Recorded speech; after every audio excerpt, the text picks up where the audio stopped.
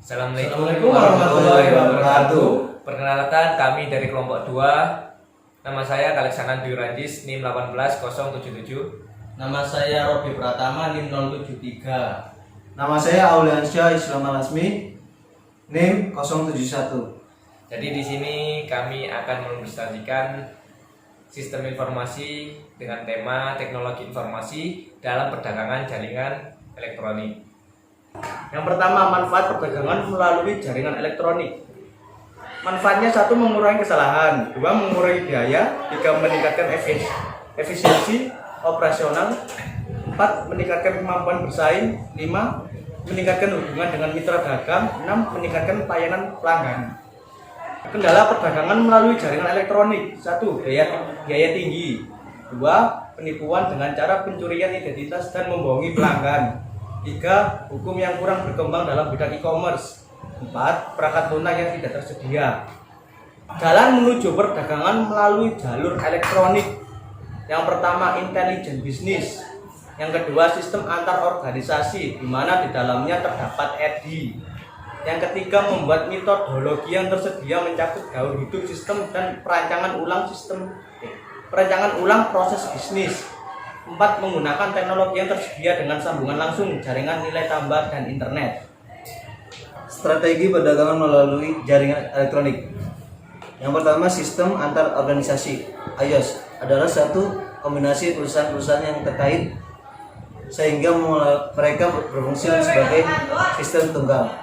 Terus yang kedua, pertukaran data elektronik data interchange EDI adalah transmisi data dalam bentuk yang instruktur dan dapat dibaca mesin secara langsung dari komputer ke komputer di antara beberapa perusahaan.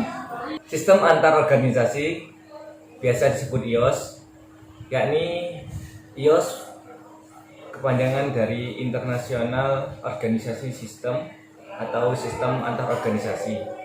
Kadang-kadang disebut sistem informasi antar organisasi, adalah suatu kombinasi perusahaan-perusahaan yang terkait sehingga mereka berfungsi sebagai suatu sistem tunggal.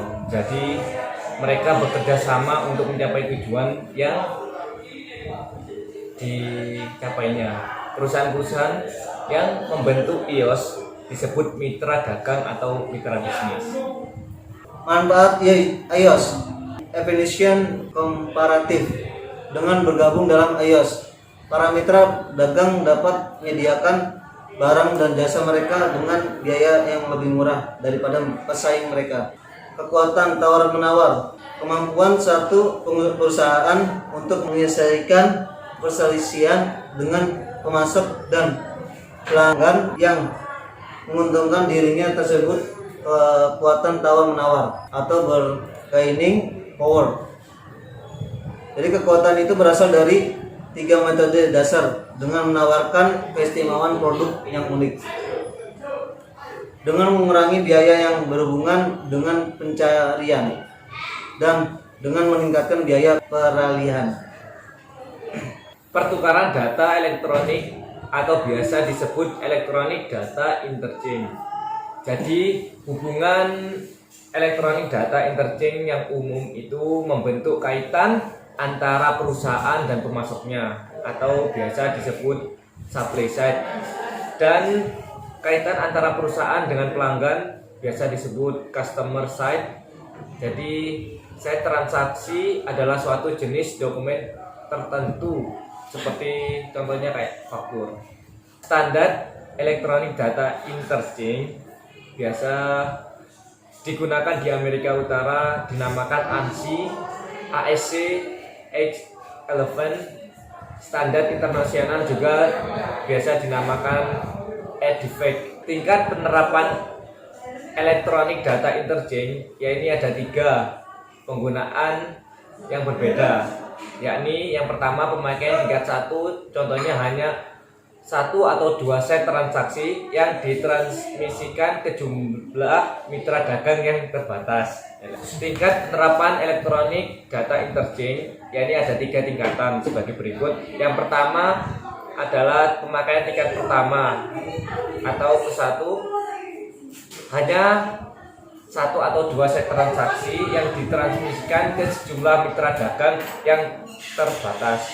Terus yang kedua yakni pemakaian tingkat 2, banyak set transaksi yang ditransmisikan ke sejumlah mitra dagang melalui lini industri.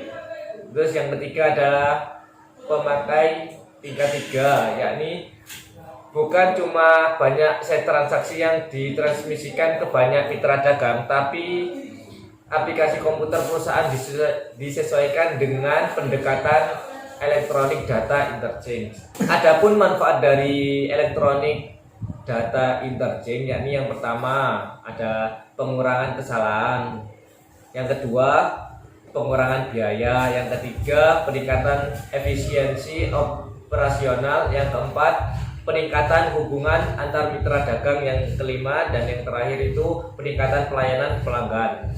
Terima kasih. Jadi seperti itu penjelasan dari kelompok kami. Jika ada kesalahan kata, mohon maaf yang sebesar-besarnya. Dari kalam, wassalamualaikum warahmatullahi wabarakatuh.